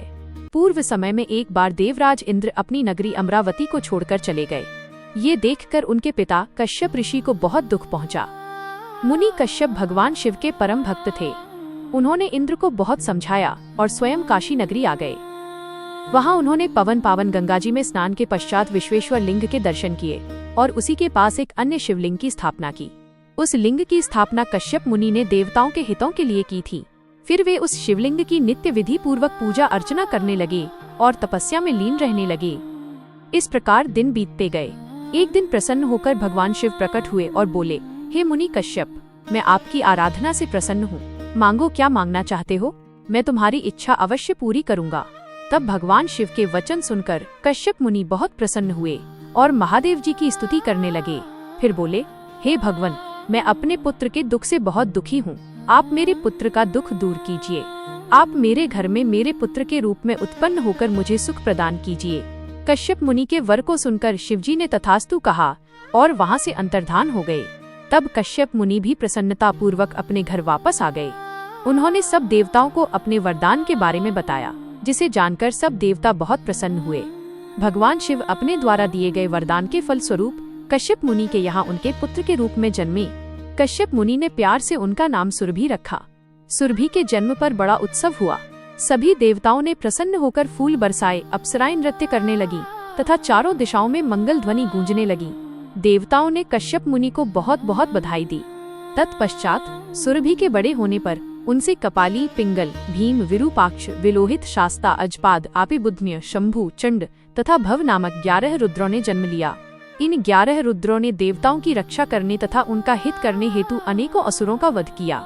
फिर उन्होंने दैत्यों द्वारा अधिकृत किया स्वर्ग का राज्य वापस ले लिया और उस पर फिर से देवराज इंद्र का राज्य हो गया। ये 11 रुद्र आज भी देवताओं की रक्षा करने के लिए स्वर्ग में विराजमान रहते हैं। 19वां अध्याय दुर्वासा चरित्र। नंदीश्वर बोले, हे महामुने, परम तेजस्वी तपस्वी महर्षि अत्रि, जो देवी अनुसुईया के पति थे, ब्रह्मा जी की आज्ञा से ऋक्षकुल नामक पर्वत पर, जो कि विंध्याचल के पास में स्थित था, पुत्र की कामना से घोर तपस्या की। उनकी तपस्या दिन प्रतिदिन और भीषण होती जा रही थी, जिससे तेज अग्नि की ज्वाला प्रकट हुई और उससे सब लोग जलने लगे। तब सब देवताओं ने मिलकर ब्रह्मा जी से प्रार्थना की। ब्रह्मा जी सब देवताओं को साथ लेकर भगवान श्री हरि विष्णु की शरण में गए। वहां उन्होंने विष्णु जी को महर्षि अत्रि की तपस्या से उत्पन्न ज्वाला के विषय में बताया। तब श्रीहरि बोले कि परमेश्वर भगवान शिव ही इस समस्या को दूर कर सकते हैं, इसलिए हमें उनकी शरण में जाना चाहिए। तत्पश्चात श्रीहरि ब्रह्मा जी व अन्य देवताओं को साथ लेकर भगवान शिव की शरण में गए। कैलाश पर्वत पर पहुंचकर सबने त्रिलोकनाथ भगवान शिव को नमस्कार किया और उनकी स्तुति करने लगे। उन्होंने महादेव जी को अत्रि मुनि की तपस्या के बारे में बताया। तत्पश्चात तीनों ब्रह्मा, विष्णु और शिवजी अत्रि मुनि को वरदान देने के लिए गए। उनके पद चिन्हों को पहचानकर अत्रि मुनि ने उन तीनों की अलग अलग स्तुति करनी आरंभ कर दी। अत्रि बोले, हे ब्रह्मा, विष्णु, शिव, आप सभी इस संसार में सबके लिए आदरणीय और पूजनीय हैं। आप सबके ईश्वर हैं और इस सृष्टि का सृजन, रक्षा और विनाश करने वाले हैं। भगवान, मैंने तो पुत्र प्राप्ति हेतु भगवान शिव का पूजन आराधन किया था, परंतु आप तीनों के एक साथ दर्शन पाकर मैं धन्य हो गया हूँ। प्रभु, मुझे मेरा इच्छित वरदान दीजिए। मुनि अत्रि की प्रार्थना सुनकर त्रिदेव बोले, हे महामुने, हम तुम्हारी उत्तम तपस्या से प्रसन्न हैं। हम तीनों देवता एक समान ही हैं और हम में एक ही अंश है। हमारे वरदान से तुम्हारे 3 पुत्र होंगे, जो हम तीनों के अंश होंगे। यह कहकर ब्रह्मा, विष्णु और शिव वहां से अंतर्धान हो गए। अत्रि मुनि वरदान पाकर खुशी से झूम उठे और वापस अपने आश्रम में चले गए। वहां पहुंचकर उन्होंने अपनी पत्नी अनुसुईया को वरदान के विषय में बताया, जिसे सुनकर वे भी हर्षित हो उठी। समय बीतता गया। निर्धारित समय पर देवी अनुसुईया ने 3 पुत्रों को जन्म दिया, जो कि स्वयं भगवान शिव, ब्रह्मा और विष्णु का अंश थे। ब्रह्मा जी के अंश से चंद्रमा, विष्णु जी के अंश से दत्त तथा भगवान शिव के अंश से दुर्वासा जी की उत्पत्ति हुई। दुर्वासा जी ने सूर्य वंश में उत्पन्न राजा अम्बरीश, जो कि सप्तद्वीप के स्वामी थे, की परीक्षा ली। एक दिन राजा अम्बरीश ने एकादशी का व्रत रखा। तब दुर्वासा जी अपने शिष्यों को साथ लेकर उनके राजमहल में गए। उधर अम्बरीश ने सब ब्राह्मणों को भोजन कराने के उपरांत जैसे ही जल पिया, दुर्वासा ऋषि वहां पहुंचकर उन पर नाराज होने लगे। वे बोले, राजन, हमें निमंत्रण देकर बुलाने पर भी आपने हमारा इंतजार नहीं किया और हमें भोजन कराने से पहले ही जल पी लिया। अब तुम्हें अपनी करनी का फल अवश्य भुगतना होगा। यह कहकर दुर्वासा जी ने राजा अम्बरीश को शाप से भस्म करना चाहा, परंतु उसी समय उनकी रक्षा हेतु सुदर्शन चक्र आ गया और वो दुर्वासा मुनि को ही जलाने लगा। तभी आकाशवाणी हुई कि दुर्वासा जी, अम्बरीश भगवान शिव का अंश हैं। यह सुनकर सुदर्शन चक्र शांत हो गया। तब राजा अम्बरीश ने दुर्वासा जी के चरण पकड़ लिए और उन्हें उत्तम भोजन कराकर विदा किया। एक बार दुर्वासा जी ने मर्यादा पुरुषोत्तम श्रीराम की परीक्षा ली। उन्होंने श्रीराम से कहा कि आपके और हमारे बीच होने वाली बात में कोई बीच में न आए। जब वे दोनों एकांत में बैठकर वार्तालाप कर रहे थे, लक्ष्मण वहां चले आए। तब रामचंद्र जी ने अपने प्रण के अनुसार अपने भाई लक्ष्मण का त्याग कर दिया। उनकी दृढ़ता से दुर्वासा मुनि प्रसन्न हुए और उन्हें आशीर्वाद देकर वहां से अपने स्थान को चले गए। इसी प्रकार एक बार उन्होंने श्री कृष्ण जी की भी परीक्षा ली थी। जब भगवान विष्णु ने कंस का वध करने के लिए कृष्णावतार लिया, उस समय उनकी प्रसिद्धि चारों ओर फैल गई। वे ब्राह्मणों को प्रेम भाव से जिमाते थे। उनकी ख्याति के कारण एक बार दुर्वासा जी कृष्ण की परीक्षा लेने के लिए पहुंच गए। उनकी सेवा से प्रसन्न होकर उन्होंने कृष्ण को वज्र के समान शरीर होने का वरदान प्रदान किया। एक बार द्रौपदी ने दुर्वासा जी को स्नान करते देखकर उन्हें वस्त्र दान किया था। तब उसके फलस्वरूप दुर्वासा जी ने उन्हें वरदान दिया था कि जब तुम पर विपत्ति आएगी तो यह वस्त्र बढ़कर तुम्हारी रक्षा करेगा। और दुर्योधन द्वारा किए गए चीरहरण के समय उसी वरदान ने उनकी रक्षा की थी। इस प्रकार मुनि दुर्वासा ने अनेक वरदानों से प्राणियों की रक्षा की। 20वां अध्याय, हनुमान अवतार। नंदीश्वर बोले, हे महामुने, एक समय की बात है, भगवान शिव, जो कि महान लीलाधारी हैं, भगवान श्रीहरि विष्णु का मोहिनी रूप देखकर उन पर मोहित हो गए। कामदेव के बाणों से आहत होकर रामचंद्र जी के कार्यों को सिद्ध करने हेतु उन्होंने अपना वीर्यपात कर दिया।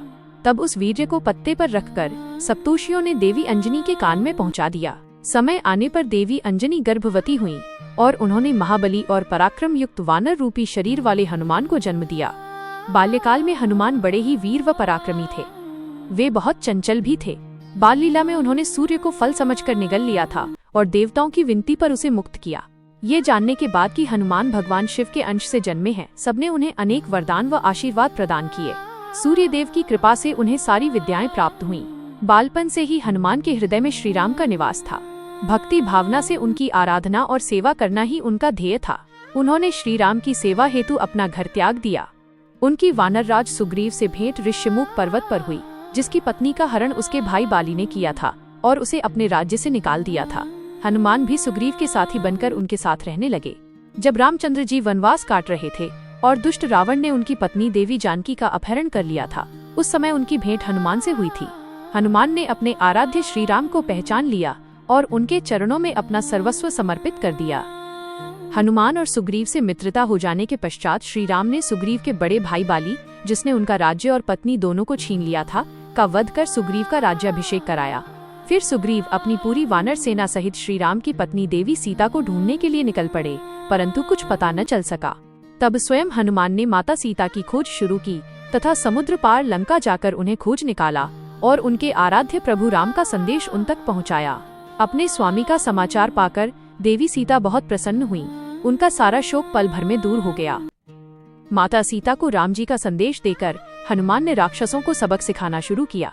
उन्होंने सारी अशोक वाटिका को नष्ट कर दिया, सारे वृक्षों को उखाड़कर फेंक दिया। जब रावण के सैनिकों ने उन्हें देख लिया तो रावण के सामने जाने हेतु उन्होंने अपने को कैद करा दिया।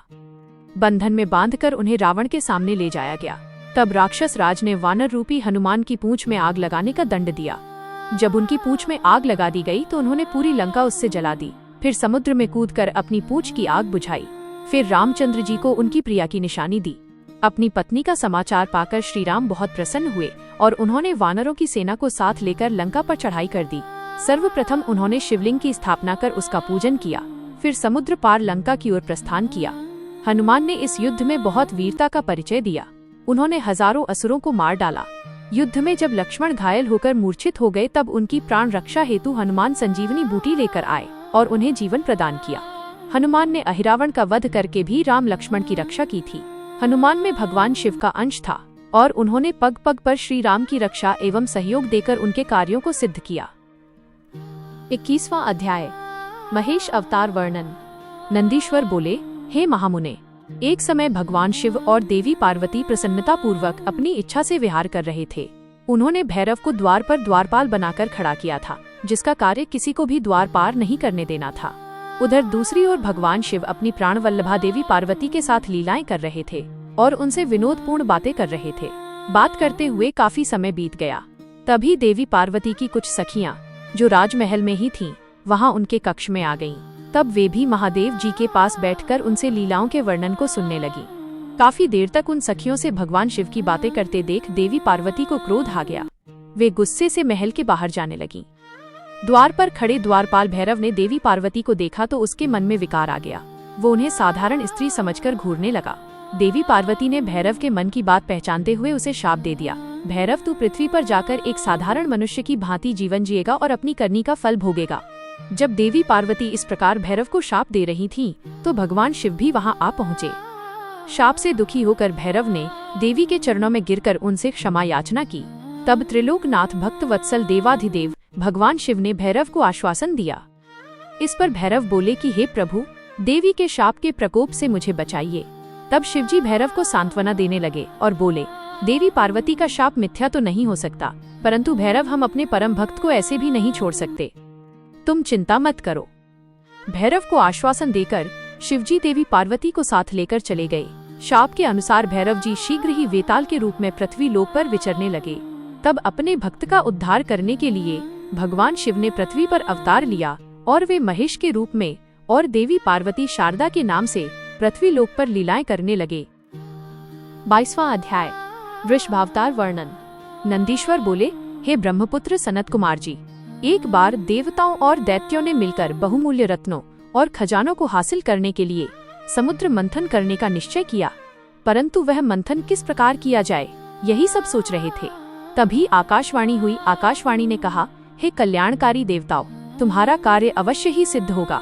तुम मंदराचल पर्वत को मथानी और नागराज वासुकी को रस्सी बनाकर क्षीर सागर का मंथन करो। आकाशवाणी सुनकर देवता और दानव उत्साहित होकर मंदराचल पर्वत को उखाड़ने लगे। अपने इस कार्य में वे सफल भी हो गए, परंतु जब वे मंदराचल को मथानी बनाने के लिए क्षीर सागर में डालने लगे तो अत्यंत भारी होने के कारण वह उनके ऊपर गिर पड़ा। अनेक देवता और दानव उसमें दब गए। भयभीत होकर सब भगवान शिव की आराधना करने लगे। भगवान शिव अपने भक्तों पर सदा अपनी कृपा रखते हैं। उन्होंने देवताओं दानवों को बल प्रदान किया। सबने मिलकर मंदराचल पर्वत को क्षीर सागर के जल में डाल दिया। फिर नागराज वासुकी को रस्सी बनाकर समुद्र मंथन करना आरंभ किया। समुद्र मंथन के फल स्वरूप धन्वंतरी वैद्य, चंद्रमा, पारिजात, कल्पवृक्ष, उच्चैश्रवा घोड़ा, ऐरावत हाथी, मदिरा, हरिका धनुष, शंख, कामधेनु, कौस्तुभमणि, अमृत तथा कालकूट विष आदि वस्तुएं निकली। साथ ही परम सुंदर मनोहर रूप एवं धन वैभव की स्वामिनी देवी लक्ष्मी भी निकली। भगवान श्रीहरि विष्णु ने देवी लक्ष्मी, शंख, कौस्तुभ मणि तथा गदा को ग्रहण किया। सूर्यदेव ने उच्चैश्रवा नामक घोड़े को लिया।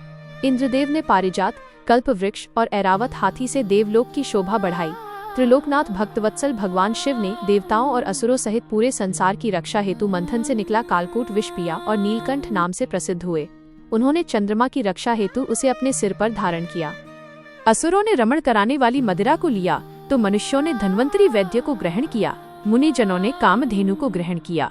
तत्पश्चात सबसे अंत में निकले अमृत कलश को देखकर सब उसे लेने के लिए झपटे। देवता और असुर दोनों ही अमृत पीना चाहते थे। असुरों ने देवताओं से अमृत छीन लिया। दुखी देवता भगवान शिव की शरण में गए। तब अपने भक्तों के दुख को जानकर शिव ने श्रीहरि विष्णु को मोहिनी रूप धारण कर अपनी माया से अमृत कलश असुरों से लाने के लिए कहा। विष्णु जी की माया से मोहित होकर दैत्यों ने उन्हें अमृत कलश दे दिया। तब विष्णु जी ने देवताओं को ही अमृत पान कराया। यह देखकर दैत्यों को सारी माया समझ आ गई। फिर वे बलपूर्वक अमृत पाने के लिए युद्ध करने लगे।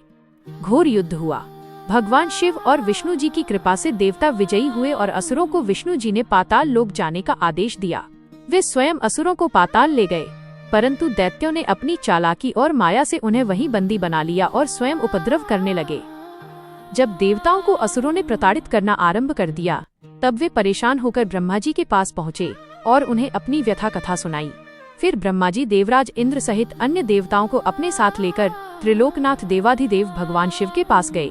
वहां पहुंचकर उन्होंने शिवजी को प्रणाम किया और स्तुति आरंभ कर दी। तत्पश्चात उन्होंने शिवजी से कहा, हे भगवान, असुरों ने हमें परेशान कर रखा है। उन्होंने भगवान श्रीहरि विष्णु को भी बंदी बनाकर पाताल में कैद कर लिया है। अतः प्रभु आप उन्हें मुक्त कराएं और हमारी रक्षा करें। देवताओं की प्रार्थना सुनकर भगवान शिव ने उन्हें रक्षा का आश्वासन देकर विदा किया और स्वयं देवताओं के कल्याण हेतु वृषभावतार धारण किया। 23वां अध्याय वृषभावतार लीला वर्णन। नंदीश्वर बोले, हे सनत कुमार जी, कल्याणकारी भगवान शिव ने अपने भक्तों की रक्षा के लिए वृषभ का रूप धारण किया और पाताल की ओर चल पड़े। भगवान शिव ने भयंकर गर्जना के साथ पाताल में प्रवेश किया। उस प्रचंड गर्जन से पातालवासी व्याकुल हो गए और उनके नगर में विध्वंस होने लगा। इस प्रकार की गर्जना को सुनकर असुरों को संदेह हुआ। जब उन्हें पता चला कि भगवान शिव वृषभ रूप धारण करके युद्ध करने आए हैं, तो वे भी अपनी पूरी शक्ति से उनसे युद्ध करने लगे। असुर सेना ने शिवजी पर आक्रमण कर दिया। शिवजी हाथों में धनुष बाण उठाए उनका ही इंतजार कर रहे थे। उन्होंने अपने बाणों की वर्षा आरंभ कर दी और अनेक दैत्यों को मार डाला। बैल का रूप धारण किए हुए कल्याणकारी शिवजी ने अपने सींगों व खुरों से भी अनेक दैत्यों को मृत्यु के घाट उतार दिया और बहुत से दैत्यों को घायल कर दिया। इस प्रकार काफी समय तक उनके मध्य भयानक युद्ध चलता रहा। उधर दूसरी ओर असुरों ने विष्णु जी को भी अपनी माया से मोहित करके उन्हें अपने साथ मिला लिया था। वे असुर के साथ रहकर उनकी प्रवृत्ति को ग्रहण करने लगे थे। उन पर संकट देखकर उनकी रक्षा के लिए वे भी युद्ध करने आए। उन्होंने वृषभ रूप धारण किए अपने आराध्य शिवजी को नहीं पहचाना और उनसे युद्ध करने लगे। भगवान श्रीहरि विष्णु ने वृषभरूपी शिवजी पर अनेक अस्त्रों का प्रयोग किया, परंतु शिवजी ने सबको काट डाला।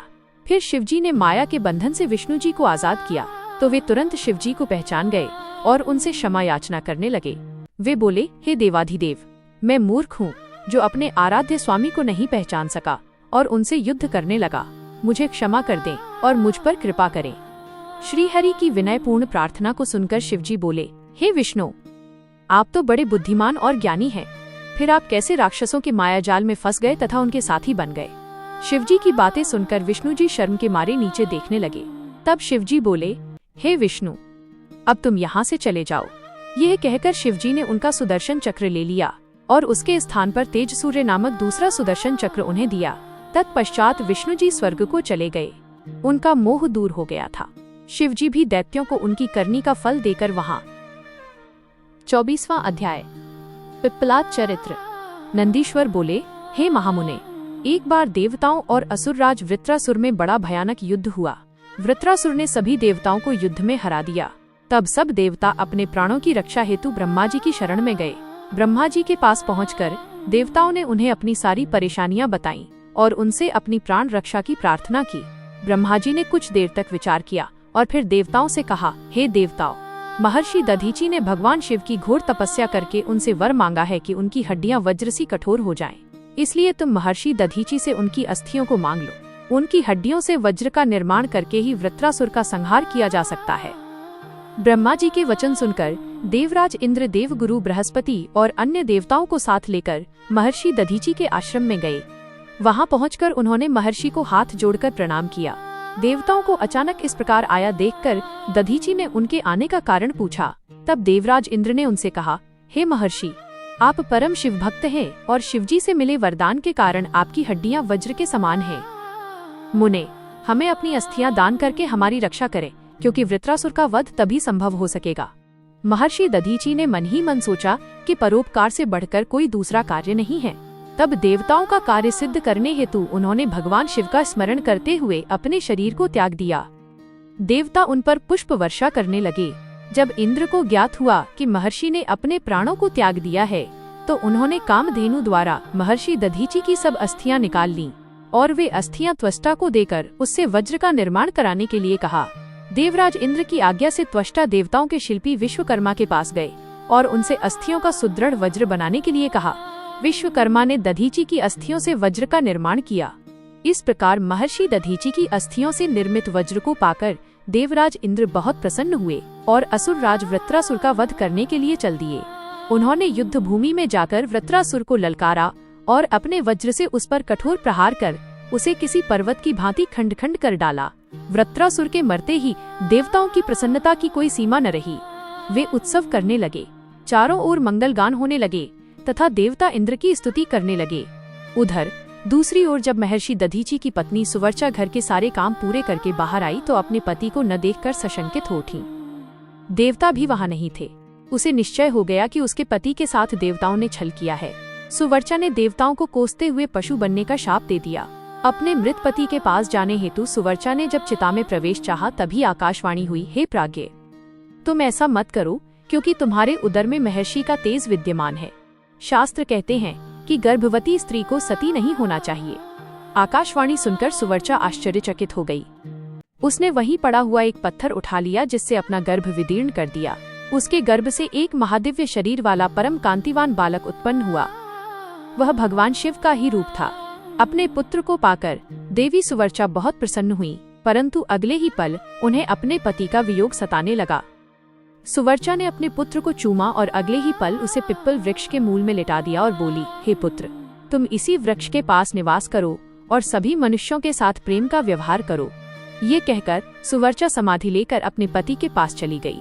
देवी सुवर्चा समाधि लेकर शिवलोक पहुंची और अपने पति के साथ आनंद पूर्वक निवास करने लगी। उधर दधीचि मुनि के पुत्र को भगवान शिव का अवतार जानकर ब्रह्मा जी, श्रीहरि, विष्णु, इंद्र आदि सब देवता वहां आए और उस बालक को वहां पाकर बहुत प्रसन्न हुए। ब्रह्मा जी ने उसके जात संस्कार विधि पूर्वक संपन्न करके उस बालक का नाम पिप्पलाद रखा। उस समय देवताओं ने बहुत उत्सव किया, फिर अपने लोक को चले गए। पिप्पलाद बहुत समय तक उसी वृक्ष के मूल में तपस्या करते रहे और मनुष्यों के हित के लिए कार्य करते रहे। 25वां अध्याय, पिप्पलाद महादेव लीला। नंदीश्वर बोले, हे सनत कुमार जी, एक दिन दधीचि पुत्र ऋषि पिप्पलाद पुष्पभद्र नामक नदी में स्नान कर रहे थे। तभी उनकी दृष्टि एक सुंदर मनोहर युवती पर पड़ी। वह युवती भगवान शिव का ही अंश थी। उसे देखकर मुनि पिप्पलाद मोहित हो गए और उसे प्राप्त करने की इच्छा करने लगे। उन्हें ज्ञात हुआ कि वह परम सुंदरी राजा अनरण्य की पुत्री है। यह जानकर मुनि पिप्पलाद राजा अनरण्य के घर पधारे और उनसे उनकी पुत्री का हाथ मांगा। ऋषि की बातें सुनकर राजा सोच में डूब गए कि मैं अपनी प्रिय पुत्री, जो कि सदैव राजसी ठाट बाट से रही है, को कैसे एक योगी के साथ ब्याह दूं, जिसके न कोई रहने का ठिकाना है न खाने पीने का। इस प्रकार राजा अनरण्य को सोच में डूबा देखकर ऋषि पिप्पलाद को क्रोध आ गया और वे राजा से बोले, हे राजन, तुम मुझे अपनी कन्या खुशी से सौंप दो, अन्यथा मैं तुम्हें तुम्हारे राज्य सहित भस्म कर दूंगा। मुनि की बातें सुनकर राजा अनरण्य भयभीत हो गए। उन्होंने अपने राज्य और प्रजा की रक्षा हेतु अपनी पुत्री पद्मा का विवाह सहर्ष मुनि पिप्पलाद से कर दिया। प्रसन्न होकर मुनि पिप्पलाद अपनी पत्नी को साथ लेकर आश्रम पहुँचे और आनंद पूर्वक वहाँ रहने लगे। ऋषि पत्नी पद्मा ने अपने पति की बहुत सेवा की। वो हमेशा मन, वचन और कर्म से अपने पति की सेवा शुश्रूषा में लगी रहती थी। उससे ऋषि को 10 महात्मा और तपस्वी पुत्रों की प्राप्ति हुई। मुनि पिप्पलाद ने अनेक लीलाएं की। उन्होंने संसार में किसी से भी निवारण न होने वाली शनैश्चर की पीड़ा को हरने का प्रयत्न किया। ऋषि ने अपने अनुयायी शिष्यों को ये वरदान दिया कि जन्म से लेकर 16 वर्ष तक की आयु वाले शिव भक्त मनुष्यों को शनि की पीड़ा नहीं हो सकती। यदि शनि मेरे इस वचन को झुठलाने के लिए ऐसा करेगा तो भस्म हो जाएगा। इसलिए शनि का प्रकोप कभी भी 16 वर्ष की आयु से कम के मनुष्यों पर नहीं पड़ता है। तात, मनुष्य रूप धारण करने वाले ऋषि पिप्पलाद का यह चरित्र मैंने तुम्हें सुनाया है। यह उत्तम चरित्र निर्दोष, स्वर्गप्रद, कुग्रह जनित दोषों का नाश करने वाला, मनोरथ पूर्ण करने वाला तथा शिव भक्ति में वृद्धि करने वाला है। 26वां अध्याय, वैश्यनाथ अवतार वर्णन। नंदीश्वर बोले, हे मुनीश्वर, पूर्व समय में नंदी नामक गांव में महानंदा नाम की एक वेश्या रहती थी। समस्त ऐश्वर्यों से संपन्न होने पर भी वह भगवान शिव की परम भक्त थी। वह नित्य भगवान शिव पार्वती का पूजन करती। महानंदा शिव भक्ति रस में इतना डूब जाती कि घंटों घंटों तक भक्ति भाव में उनके भजनों को गाती रहती। इस भक्ति भाव में जब वो भजन गाती तो उसका मुर्गा और बंदर भी नाच नाच कर साथ देते। एक दिन भगवान शिव ने महानंदा की परीक्षा लेने के लिए एक वैश्य का रूप धारण किया और उसके दरवाजे पर पहुंच गए। उनके हाथों में एक सुंदर रत्न जड़ित कंकण था। उस वैश्य का कंकण महानंदा को भा गया। वो उसे पाना चाहती थी। वैश्य रूपी भगवान शिव ने उसके मन की बात जान ली और बोले, हे देवी, यदि आपको यह कंकण पसंद है तो इसका मूल्य चुकाकर इसे आप रख लें। उस वैश्य की बात सुनकर महानंदा ने विनम्रता से मुस्कुराते हुए कहा, मैं तो एक वेश्या हूँ। व्यभिचार ही मेरे कुल का धर्म है। इसके अतिरिक्त मेरे पास कुछ भी नहीं है। यदि आप मुझे ये कंकण देंगे तो मैं 3 दिन तक आपकी पत्नी बनकर आपके साथ निवास करूंगी। देवी महानंदा के प्रस्ताव को सुनकर वह वैश्य तैयार हो गया और कहने लगा कि सूर्य और चंद्रमा इस बात के प्रमाण हैं। अब तुम मेरे हृदय पर हाथ रखकर 3 बार ये कहो कि तुम 3 दिन तक मेरे साथ मेरी पत्नी बनकर रहोगी। महानंदा ने वैश्य के कहे अनुसार वचनों को दोहरा दिया। तत्पश्चात वैश्य ने वो सुंदर रत्न जड़ित कंकण महानंदा के हाथ में दिया और बोला, हे कांते, भगवान शिव का यह रत्न जड़ित शिवलिंग मुझे अपने प्राणों से भी प्यारा है, इसलिए तुम इसकी सदैव रक्षा करना। महानंदा ने वैश्य द्वारा दिया गया वह शिवलिंग अपने माथे पर लगाया और हर हाल में उसकी रक्षा करने का आश्वासन वैश्य को दिया तथा ले जाकर अपने नाटक मंडप में रख दिया। रात में जब सब सो गए तब उस नाटक मंडप में आग लग गई। वो धू धू कर जलने लगा। महानंदा ने अपने बंदर और मुर्गे को तो बचा लिया, परंतु भगवान शिव के रत्न जड़ित सुंदर लिंग को, जो वैश्य ने उसे संभाल कर रखने के लिए दिया था, न बचा सकी। वह आग में जलकर नष्ट हो गया था। यह देखकर वो वैश्य और महानंदा बहुत दुखी हुए। उस वैश्य ने कहा, हे नंदे, यह शिवलिंग मुझे अपने प्राणों से भी अधिक प्रिय था। जब शिवलिंग जल गया तो मैं अब क्या करूँगा।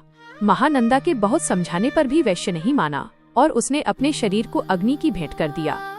ये देखकर महानंदा को बहुत दुख हुआ कि मेरी असावधानी के कारण उस वैश्य के प्राण चले गए। मेरे ही कारण एक परम शिव भक्त मर गया। यह सोच सोचकर नंदा पागल हुई जा रही थी। उसे याद आया कि उसने वैश्य से 3 दिन तक उसके साथ रहने का वचन दिया था।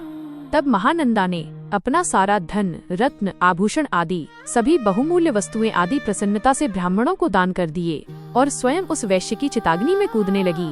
परंतु इससे पहले कि महानंदा उस अग्नि में प्रवेश करती, वहां भगवान शिव प्रकट हो गए। भगवान शिव को साक्षात अपने सामने पाकर नंदा स्तब्ध रह गई और एकटक उन्हें देखने लगी। उसकी आंखों से आंसू बहने लगे। कुछ क्षण पश्चात जैसे ही उसे ध्यान आया, उसने भगवान शिव के चरण पकड़ लिए और उनकी स्तुति करने लगी। तब प्रसन्न होकर महादेव जी बोले, नंदा, मैं तुम्हारी सत्यता, धर्म, धैर्य और निश्चल भक्ति भावना से बहुत प्रसन्न हूँ। मैंने ही वैश्य रूप धारण करके तुम्हारी परीक्षा ली थी, जिसमें तुम सफल हुई। मांगो, क्या मांगना चाहती हो। तब महानंदा बोली, भगवान, मैं और मेरे सभी साथी आपके दर्शनों से ही धन्य हो गए। इससे अधिक हमें कुछ नहीं चाहिए। हाँ, यदि फिर भी आप देना चाहते हैं तो अपने चरणों में थोड़ा सा स्थान दे दीजिए। यह सुनकर शिवजी ने प्रसन्नता पूर्वक महानंदा को शिवलोक भेज दिया।